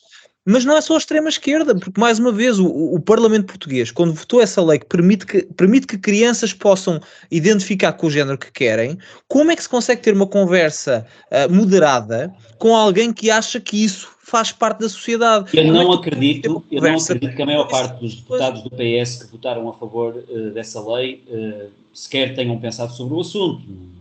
Eu diria que é pior, então é pior ainda. Eu todos estes assuntos, eu a primeira vez que votei no referendo do aborto. E digo-te que eu trocaria a questão do aborto por todas as outras. As eutanásias, os casamentos homossexuais, todas as outras questões de valores, eu trocava-as pela questão do aborto. Tive um amigo quando era menor de idade, andávamos no secundário, e ele pagou a um amigo nosso que já era maior de idade para que votasse, pagou-lhe 20 euros para que lhe votasse contra. Muito bom, muito bom. Porque eu acho que é de facto, quase foi uma questão inaugural, pelo menos para mim, se calhar, enfim, estes movimentos têm sempre muito mais raízes e raízes mais profundas, que se calhar nós não temos aqui tempo, mas diria que é das maiores atrocidades que a nossa geração está a fazer. E se nós nos escandalizamos com a escravatura, e é para escandalizar, se nos escandalizamos com uma série de coisas, eu acho que o aborto é talvez o fruto mais horrível que nós estamos a deixar como da nossa geração. Eu diria que existe depois, atrelado a estas questões mais fraturantes, porque fraturam de facto uma pessoa hoje em dia que já não consegue falar destes assuntos, isto vai acabar por alastrar para os restantes assuntos, e é isso que eu temo, que é uma sociedade em bancas, cada um na sua verdade, a própria comunicação social também a fazer esse caminho, de um lado e do outro da barricada. E nos Estados Unidos, por exemplo, hoje em dia há umas pessoas que veem uma coisa, que são as pessoas da Fox, e depois os outros nos órgãos mais à esquerda. Eu cunhei a coisa no último Linhas Direitas, dizia que era o mainstream media, depois é o Trumpstream media, desafiando aqui o trumpismo militante do Gonçalo. Mas eu acho, Afonso, que... E não diria que o Trump esteja no extremo onde o põe a esquerda. Não está, de certeza. Mas eu acho que a questão do aborto é menos controversa, no sentido em que o aborto tu podes sempre debater onde é que começa a vida, qual é o limite, até quando devia ser permitido ou nunca devia ser permitido, ou em que condições devia ser permitido, mesmo quem é contra o aborto, por norma, é a favor em alguns casos, nomeadamente da vida da mãe, etc, se estiver em causa. A questão da sexualização das crianças para mim é mais difícil, que é como é que se discute isto? Podes sexualizarmos mais ou menos? É só metade? Ok, podes mudar o sexo, mas não é aos 6, é aos 8? Como é que se consegue ter uma discussão em que tu vais ter necessariamente que chegar a um consenso com alguém que acha normal esterilizar uma criança de 6 anos? Não é? Não consegue haver discussão, a discussão não consegue sequer começar, e aí eu acho mais difícil até do que a questão do aborto, porque tu não consegues chegar ao... Acho que há discussões produtivas e profundamente enriquecedoras sobre o aborto que não pode haver sobre esta questão.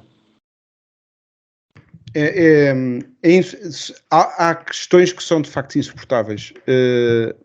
Na minha análise, o aborto é uma dessas questões. Eu, se calhar, sou o mais radical que se possa imaginar. Mas é porque lá está, porque já não é a própria escolha da pessoa, já não é uma opinião. Agora estamos a falar das questões dos nossos filhos e da educação e da forma como nós ensinamos à próxima geração o que é a verdade e qual é a verdade que nós queremos passar. E nós há muito tempo que estamos a abandonar a tal praça em que nos conseguimos pelo menos ouvir, porque é insuportável para os nossos ouvidos, os argumentos que são esgrimidos pelos loucos. A questão é que tem a ver, eu acho que tem a ver, há um desequilíbrio aqui, que nós já falamos, que tem a ver com a questão de que nós nós, para generalizar, mas quem tem opiniões que divergem do mainstream e do sistema, estamos habituados a ser confrontados com elas. Ou seja, para mim, ouvir que o aquecimento global é causa dos ataques cardíacos em excesso é uma opinião que eu tenho de levar com ela. Eu levo com ela diariamente, mas não é algo que me deixa triggered a ideia, e mesmo sabendo eu que se trata de um absurdo que é promovido por toda a gente. Isto para dizer que, ao encontro que o Gonçalo disse há pouco, que há uma grande diferença entre pessoas que estão preparadas para ouvir o contraditório porque vivem assim o seu dia-a-dia e é assim que preparam a sua posição, e pessoas que têm determinada posição porque lhes foi incutida, mas que depois são incapazes do contraditório. E eu acho que a incapacidade de falar com o outro lado está mais relacionado com este segundo estereótipo do que com o primeiro, porque na maior parte dos casos que eu conheço, não só uma pessoa de direita está perfeitamente disposta a falar com alguém de esquerda, como está ansiosa, como apela a esse debate, não é? Porque sabe que no debate de ideias tem um leverage que não tem no debate ideológico quando ele é tido dentro das regras do sistema, digamos assim. Isso é verdade.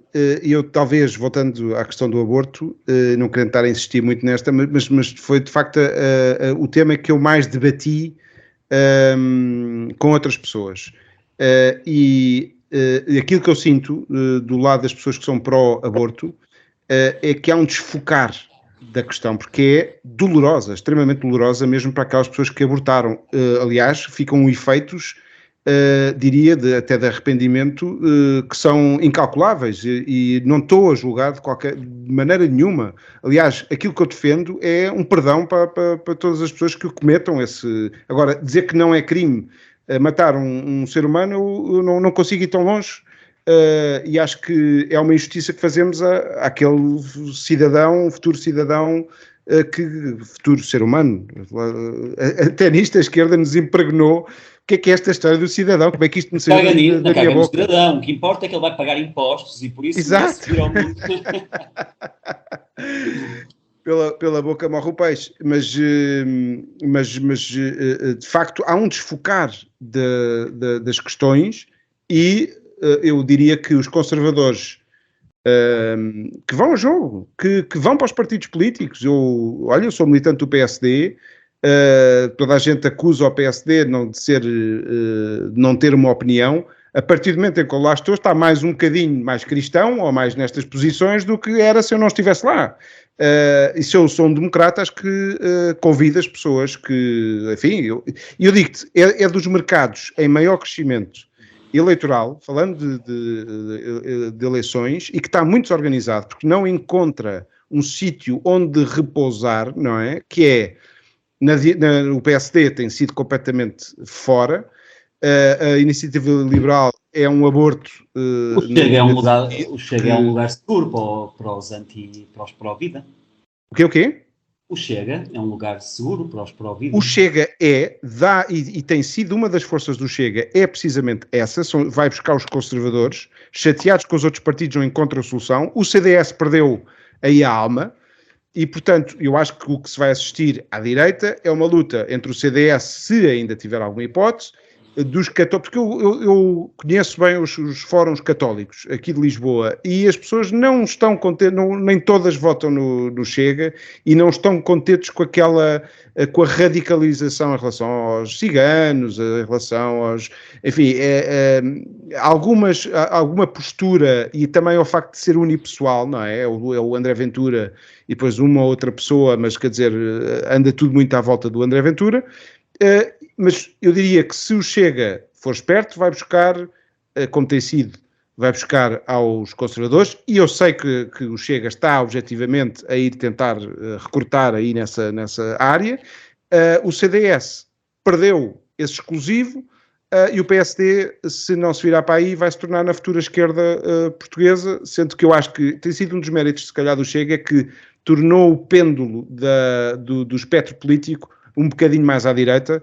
Eu dizia que há uns anos que sonhava com um Portugal com a esquerda no PSD e a direita no CDS, pode ser que isso aconteça. Não, é um excelente ponto, e acho que o Chega, e eu já partilhei aqui muitas vezes neste podcast a minha resistência em relação ao partido e os motivos pela qual ela acontece, mas a verdade é que tem tido um percurso pela moderação, a seguir os passos do Trump, portanto, primeiro chocar, depois mainstreamizar, que é muito importante e muito relevante, e que vamos ver os próximos resultados eleitorais nas europeias, mas estou muito curioso. Este percurso do Chega tem sido um percurso que tem sido feito de forma surpreendentemente inteligente.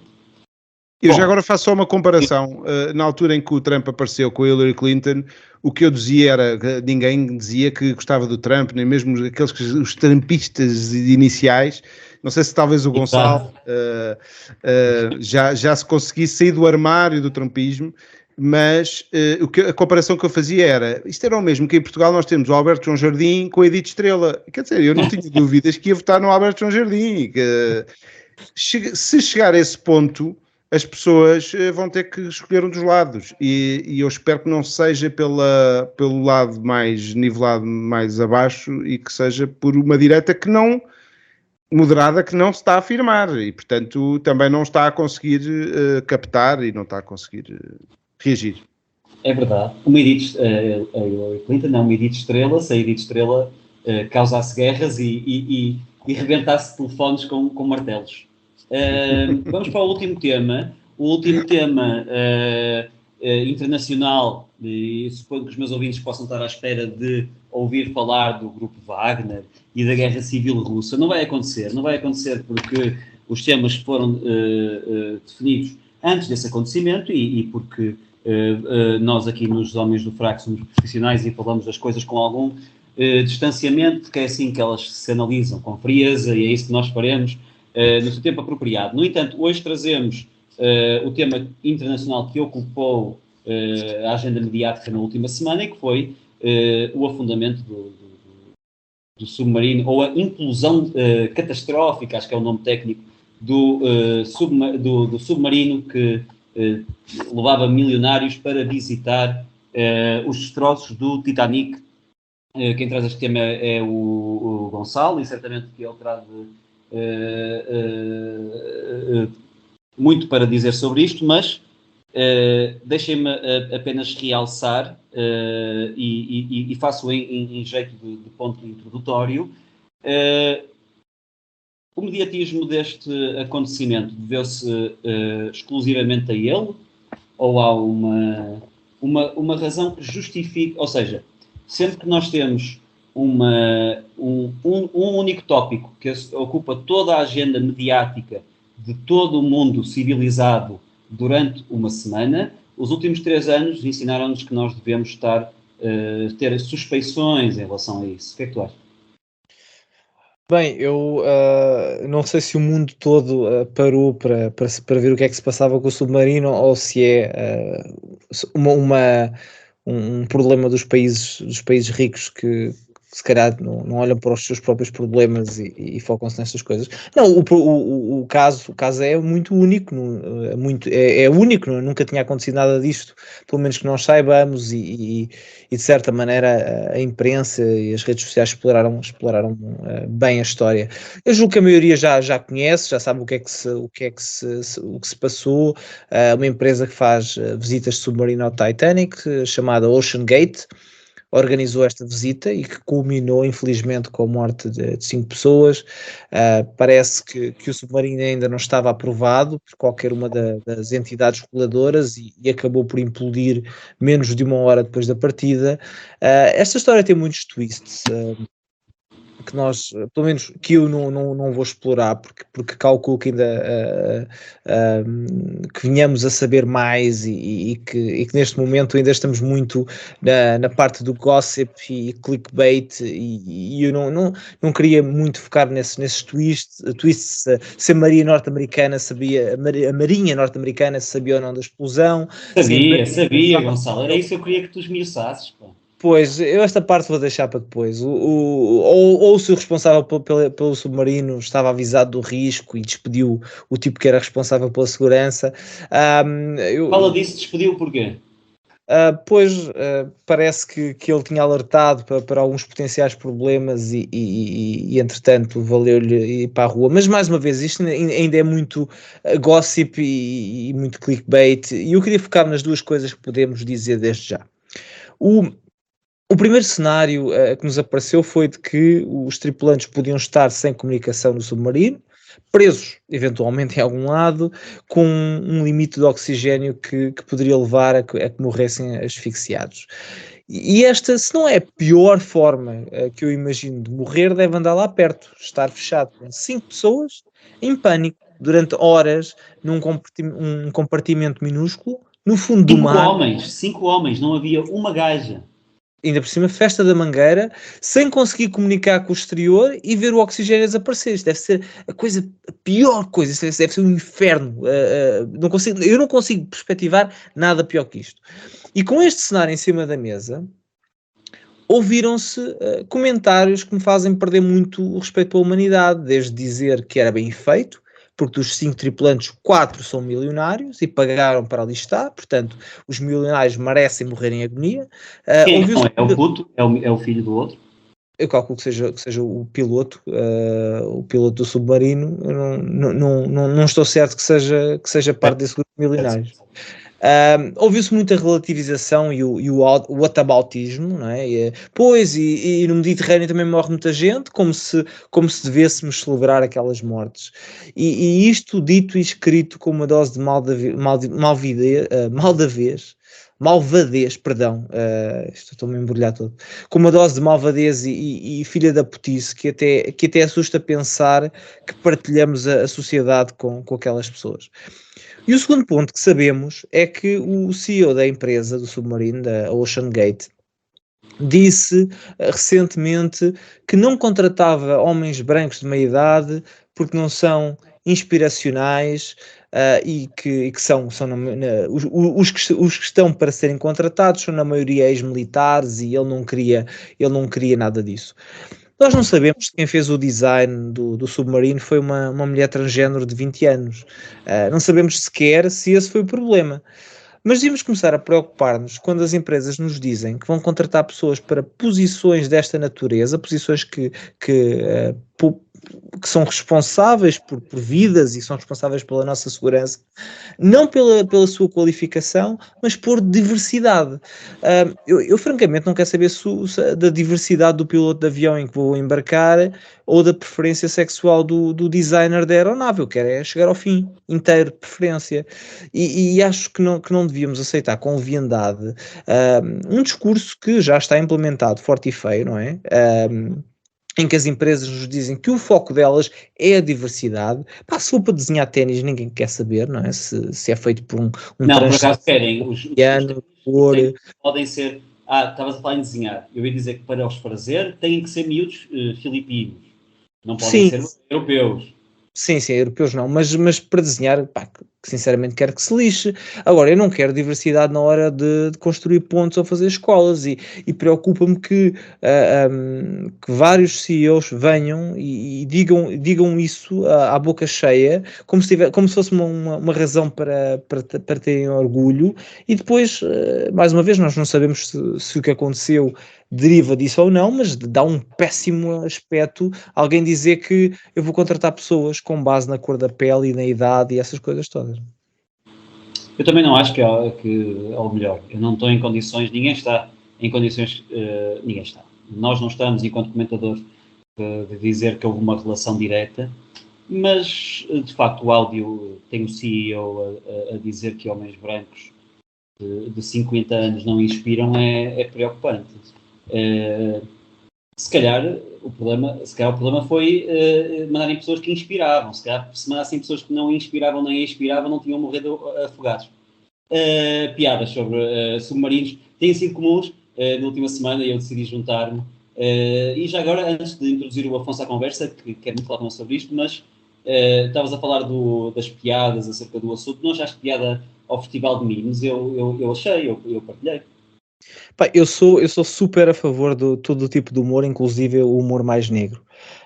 Isso não significa que eu tenha que achar piada a tudo. Eu sou a favor da liberdade das partilhas, mas achei que foi um bocado too soon.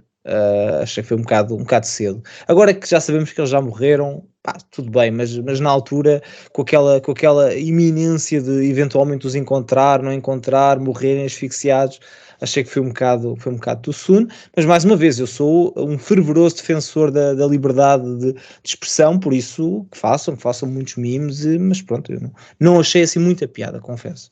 Eu também concordo contigo, no sentido em que esta comparação com os... Porque é muito fácil de explicar do ponto de vista mediático. Eu sou da opinião de que esta notícia tem alguma coisa por trás, todo este evento tem alguma coisa por trás, mas a priorização deste assunto na agenda mediática europeia é perfeitamente natural e perfeitamente justificável à frente de afogamentos no Mediterrâneo, que infelizmente acontecem e que já quase que não são motivos de notícia, não por desumanidade, mas porque são contextos completamente distintos. E eu juntei-me ao festival de memes, porque houve alguns hilariantes e há coisas acima de...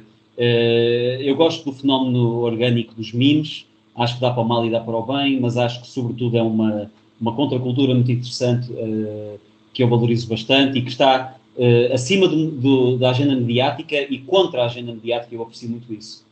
Mas Diogo, sabes que só se falou nisso durante uma semana, da mesma forma que quando os mineiros ficaram presos há uns tempos na mina e toda a gente estava a tentar salvar, também só se falava nisso. São fenómenos únicos e a ideia de que a pessoa pode ser salva e há aquele hesitar, talvez sim, talvez não, isso desperta a atenção. Muita gente ficou a pensar que é porque estamos a falar de milionários, não tem nada a ver com isso. Quando se falou em outras situações em que andámos a tentar encontrar pessoas que ficaram soterradas, também existiu isso pela uniqueness do evento, não necessariamente pelos seus atores, não é?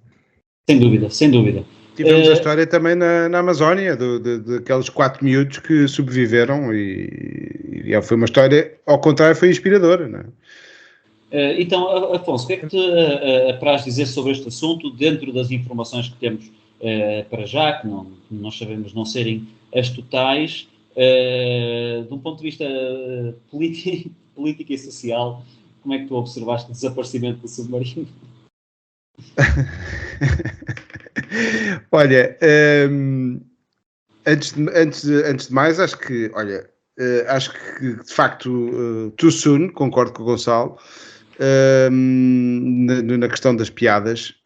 Foram 5 vidas e, portanto, é sempre triste, é uma história triste.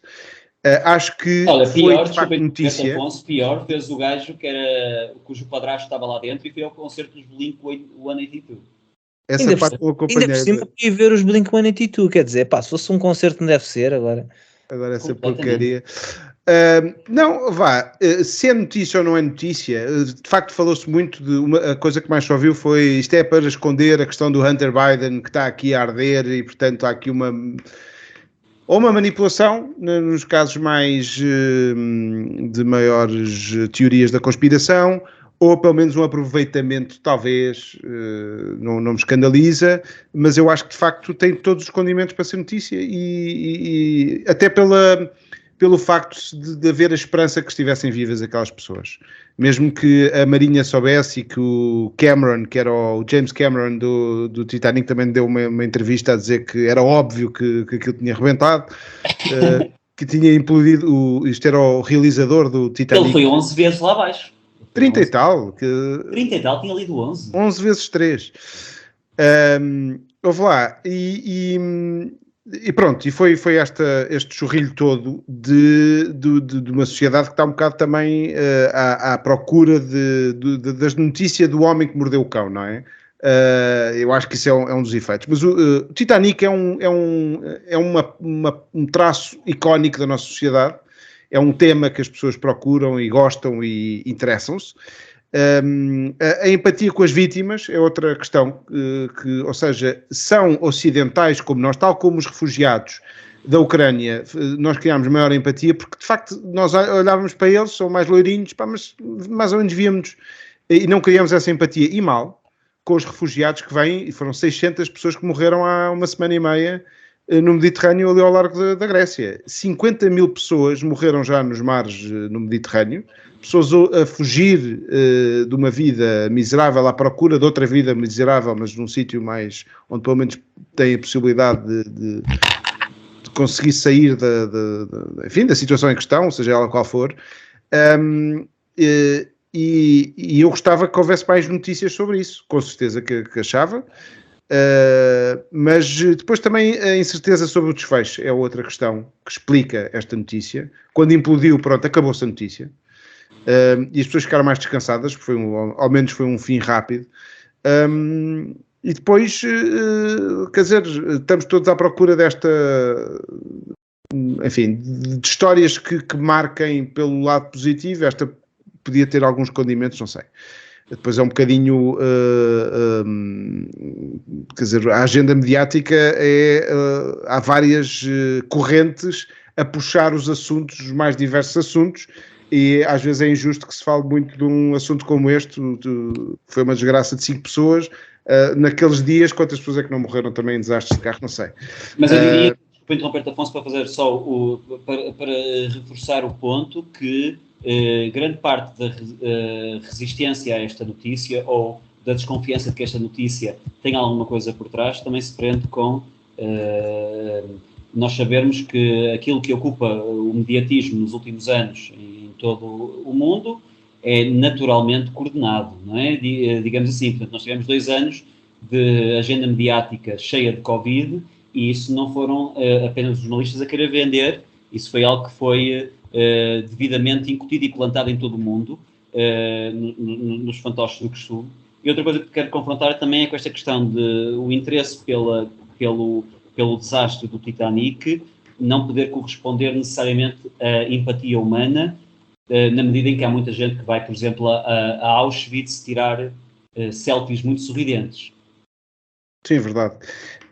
Eu acho que a tua primeira questão daria para uma terceira parte aqui. Tínhamos que ir todos fazer xixi, cocó e se calhar precisávamos de mais tempo, porque não estou totalmente de acordo. Acho que não há assim uma mão invisível que esteja a gerir a comunicação social. Existe sim, se calhar, um medo grande de arriscar e de dar uma versão diferente daquela que é a padronizada e do politicamente correto. Todos os órgãos de comunicação etc. mundial do mundo estavam a contar os mortos Covid ao minuto. Todos. É verdade, é verdade. Assim. É verdade. Eu acho é que não há esse dirigismo, mas há um efeito de rebanho e sim, com alguns interesses envolvidos, com certeza, porque há sempre interesses. Acho é que não há capacidade desses interesses de coordenarem-se de forma tão eficaz. Eu aí tenho muitas desconfianças. Agora, queria dizer-te que até nesta questão deste submersível, eu vi uma coisa que foi completamente escandalosa, que é um texto, sou completamente, quer dizer, não era nenhum político, mas era alguém de esquerda que dizia que isto era a utilizar-se desta situação para dizer que a desregulação e o liberalismo e não sei o quê. A certa altura as pessoas estão sempre nos mesmos temas e vão buscar uma desgraça de 5 pessoas, seja a questão, o Gonçalo também tocou, de serem milionários, eu quero lá saber quanto dinheiro é que aquelas pessoas tinham na conta. Nem sequer fui atrás desse tipo de pormenores. A certa altura era porque eram águas internacionais e ali não há regras, eles só puderam operar porque... Oh, meu Deus, a certa altura entramos aqui numa estupidificação total de pessoas, eu acho que todos temos 2 palmos de testa, nunca houve pessoas tão inteligentes e tão profundas no mundo, diria, que com tantos cursos, tanta tralha, e pomos aqui a discutir depois as leis, porque aqui foi a questão da lei da física imperou, que ele implodiu porque de facto não devia ter condições de segurança, aquilo é uma situação muito agreste, infelizmente aconteceu e acho que daí não se pode tirar tantas conclusões. Aliás, estamos a continuar tipo a cauda do cometa, aquilo que a comunicação social começou, porque nós também fazemos parte desse... Completamente. Aliás, nós introduzimos isso quando estávamos a falar da questão da esquerda, ou seja, nós somos também reféns da mesma, ou seja, e isso era dava para uma quarta parte. Somos nós reféns da mesma agenda que a esquerda é, da mesma forma, exatamente da mesma forma, e eu acho que, em certa medida, sim. mas isso também dava para uma quarta ou uma quinta parte. Se há a tal direção do mainstream media, etc., então há uma oportunidade. Eu garanto que metade das pessoas estão disponíveis para consumir outras coisas. Isso viu-se, olha, na Budweiser, que perdeu 25% das suas vendas porque se meteu na questão woke. Vê-se constantemente a Disney. Tu tens, se há uma irresponsabilidade, como diz o Jordan Peterson, que vocês também já falaram aqui nos vossos programas, onde houver irresponsabilidade, há uma oportunidade. Basta querer agarrá-la. Muito bem, Afonso. Gonçalo, queres acrescentar aqui alguma coisa a esta super interessante conversa? Não, eu acho que já foi dito tudo e mais alguma coisa, e é uma forma espetacular de terminarmos hoje o episódio, porque não sei se será a última vez que vamos falar no submarino, talvez no futuro com mais factos e com mais dados, mas da minha parte está tudo. É o que me Já agora parece. só mais uma nota. O Mário Ferreira conseguiu ser notícia nestes dias porque veiculou. Não foi. na TV. Ele foi notícia por não ter ido. Exato. Não fui. Eu aproveito e digo também que não fui. Não fui. Também. Mas devo dizer que é um homem aventureiro, vai ao espaço, vai ao mar. Quase que vai, não é vai. Quase que vai. E agora provavelmente repensará todos os seus objetivos de vida. Muito obrigado a todos. Agora, só uma última parte. Imagina o que é estarem fechados no submarino com pessoas como aquela. E aquilo são as últimas pessoas que vocês vão ver na vossa vida. Ainda por cima ocupa muito espaço. Isso é uma boa questão. Vou-vos fazer a última questão para terminar. Vocês tinham dinheiro infinito. Era-vos dado essa oportunidade. O espaço é aquele que nós vimos menor que a minha sala. Iam com 5 homens. Iam para uma profundidade absolutamente perigosíssima. Muito abaixo daquela que é recomendada. Vocês iam? Gonçalo. Bem, agora assim há queima-roupa. Eu não sou muito aventureiro nesse sentido. Não é que tenha medo, é porque sinceramente não vejo que aquela viagem, para além de poder contar nas festas de cocktails, que seja assim tão... É única no sentido em que ninguém a faz, mas acho que deve haver coisas muito mais interessantes para se fazer com o dinheiro do que aquilo. É claro que não. Nem metia num bungee jumping, não metia... Eu acho que depois há aqui... Nós temos uma sociedade empedernida. Eu lembro de fazerem esta comparação, nem a minha, uma pessoa amiga, que me dizia que são corações de pedra que precisam cada vez de bater com mais força, de coisas mais sensacionais, e a experiência última, porque não se conseguem... não se consegue satisfazer com simples Já tudo coisas tédio. do dia-a-dia. Já tudo é tédio. Portanto, não metia dentro de um submersível para ir ver o Titanic. Eu devo dizer que também não, mas é por não ter o mínimo interesse em ver ferrugem, porque eu ia ao espaço na boa, no mesmo risco, ia ao espaço na boa. Aliás, era um sonho concretizado. Ir ao espaço eu era capaz de arriscar. Agora, para ver a Terra da Lua, é muito mais do que contar numa festa de cocktail. É a experiência da minha vida. Agora, ir ver ferrugem para o fundo do mar não me parece particularmente interessante ao ponto de arriscar a vida. Portanto, acabamos com uma nota de concordância, que é sempre positivo, e damos assim, encerramos assim este episódio especial dos Homens do Fraco. Especial é sempre, quem nos ouve sabe disso, mas esta semana contamos com um moderador diferente, que neste caso fui eu, na ausência do nosso querido Zé Carlos, a quem voltamos a enviar um grande abraço e que esteja connosco em breve. Para os ouvintes, uma recomendação. Eu não tenho o protocolo escrito como tem o nosso amigo Zé Carlos, fica uma recomendação que aliás o Gonçalo já fez neste programa, para que nos sigam. Estamos disponíveis nas principais plataformas de podcast e em todas as redes sociais também. Sigam-nos lá, acompanhem-nos lá, partilhem, comentem. Já o disse na introdução, nada melhor, nada nos motiva mais, nada nos dá mais força para continuar a fazer aquilo que estamos a fazer, do que saber que vocês estão desse lado. Ao Afonso, envio aqui, em nome de toda a equipa, um enorme abraço e um enorme obrigado por este programa espetacular, e esperemos que em breve possamos concretizar a nossa idealização do crossover entre os nossos dois podcasts, porque acho que iria ser extremamente enriquecedor. Vamos a isso. Obrigado Vamos por este convite e um abraço ao José Carlos. Gonçalo, algumas palavras para os nossos ouvintes e para o Zé Carlos, para terminarmos?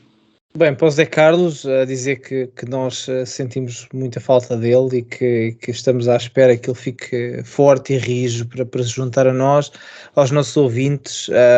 Nós estamos a promover um episódio que vai ser exclusivamente com perguntas e com temas sugeridos, portanto, em www.homensdofraco.com podem aceder ao formulário e lançar as questões ou os temas que querem ver debatidos. Temos já muitas perguntas, algumas delas muito interessantes. Vamos falar sobre a Ucrânia, vamos falar sobre o Chega, vamos falar qual é a melhor cerveja, se é Sagres ou Superboc, uma pergunta que eu gostei bastante, obrigado a quem a fez. Podem deixar mais e nós com muito gosto vamos guardar para um episódio especial, para 2 episódios especiais, e cá estaremos para responder. Um abraço. Muito bem, foi mais um Homens do Frac. Continuem aí connosco para a semana a mais. Mais um grande obrigado ao Afonso e voltamos a ver-nos para a semana. Beijinhos. Até para a semana.